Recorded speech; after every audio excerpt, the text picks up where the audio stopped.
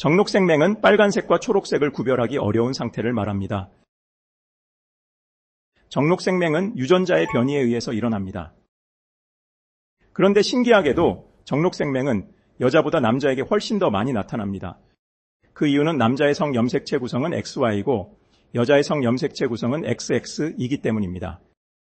왜 이 염색체 구성의 차이가 정록생맹이 일어나는 빈도와 관련이 있는 걸까요?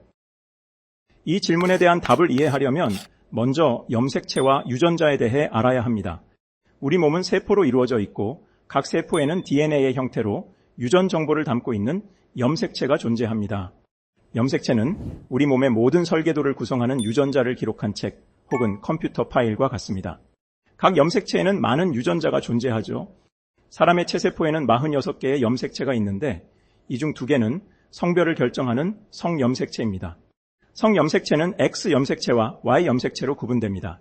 성염색체는 성을 결정하는데 관여하는 유전자뿐만 아니라 여러 가지 형질을 결정하는 유전자를 포함합니다. 특히 정록생맹에 관련된 유전자들은 성염색체 중 X염색체에 위치합니다.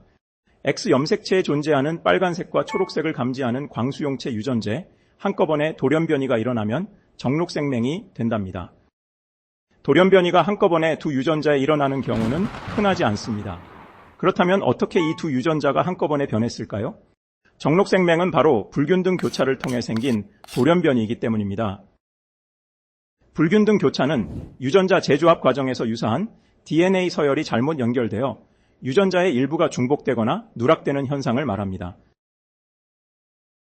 빨간색과 초록색 광수용체 유전자는 염색체상의 위치가 매우 가깝고 유전자 서열이 유사합니다. 그래서 이러한 불균등 교차가 상대적으로 자주 발생합니다.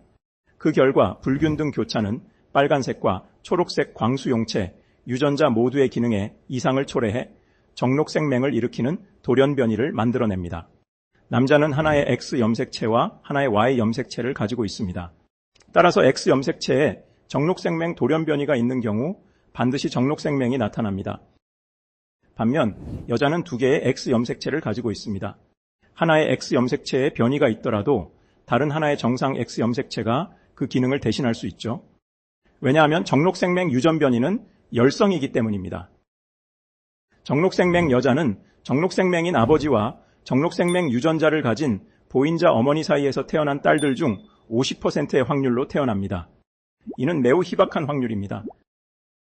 유전학에서 보인자는 특정 돌연변이를 가지고 있으나 표현형이 나타나지는 않는 사람을 의미합니다. 즉 유전자가 특정 질병이나 조건을 발생시키지는 않지만 후손에게 전달될 수 있는 상태를 말하죠. 따라서 어머니가 정록생맹의 돌연변이를 가진 보인자일 때 어머니는 정록생맹이 발현되지 않지만 돌연변이 유전자는 자녀에게 전달할 수 있습니다. 이에 반해서 남자는 어머니가 보인자인 경우 아버지와는 상관없이 50%의 확률로 정록생맹이 됩니다. 보인자인 어머니에게서 아들로 주로 유전되는 이 패턴은 X염색체 연관 열성 유전의 전형적인 특징입니다. 아들은 X염색체를 어머니에게서만 물려받기 때문이죠. 이와 관련해 질병이 한 세대를 건너뛰고 전달되는 유전 패턴인 격세 유전의 패턴이 나타나기도 합니다. 가령 외증조 할머니가 정록생맹이 아니지만 보인자인 경우 그 아들인 외할아버지는 50%의 확률로 정록생맹이 될 수 있습니다. 그 다음 세대에서 어머니가 보인자이면 아들도 50%의 확률로 정록생맹이 나타나는 것이죠. 자, 이제 정록생맹이 왜 남자에게 더 많이 나타나는지 그 이유를 아시겠죠? 남자는 X염색체가 하나뿐인 반수체이기 때문에 그 하나의 돌연변이가 존재하면 열성이건 우성이건 상관없이 바로 영향을 받죠.